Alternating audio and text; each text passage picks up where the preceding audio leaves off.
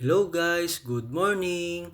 Ako nga pala si Ricky, ang work from home daddy, nangangarap at hindi nawawala ng pag-asa sa buhay na aasenso balang araw.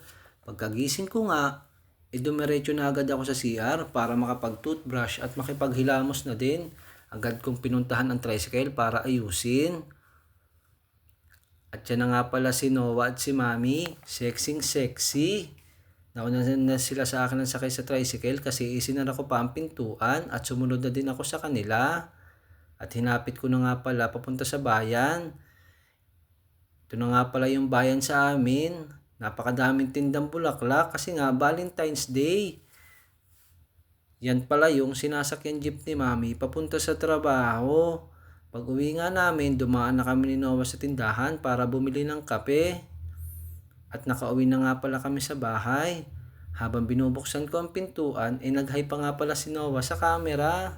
At agad kong inayos ang tricycle. Pinanood ko na nga rin muna ng TV si Noah. At bilis-bilis kong isinampa yung mga nilabhan ko kahapon na hindi natuyo kasi sobrang dami. Mga damit pa lang ito ni Noah.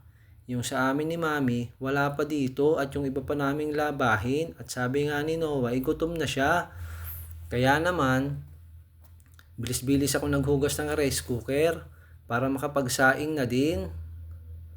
At binuhay ko na din dito yung gasol at tinimplahan ng apoy. At ito nga pala yung ulam namin na natira kagabi, pinainit ko na rin. At hinalo-halo ko nga lamang ito at baka dumikit sa kawali. Sa bandang ito, luto na. Kaya naman, pinaghain ko na si Noah para siya'y makakain.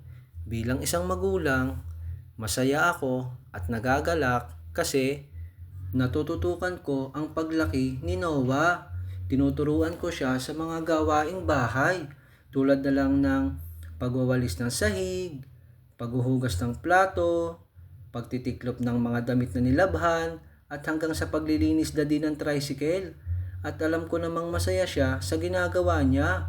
Kung itatanong nyo, 5 taong gulang pa lang siya. Magandang matuto na agad habang bata pa.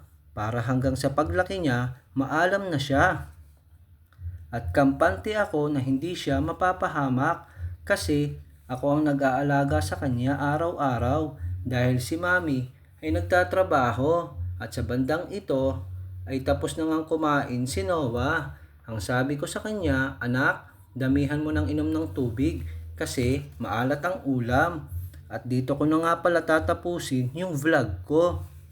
Huwag nyo na nga rin pala kalilimutang mag-follow and subscribe para palagi kayong updated sa mga videos na gagawin namin. Bye-bye!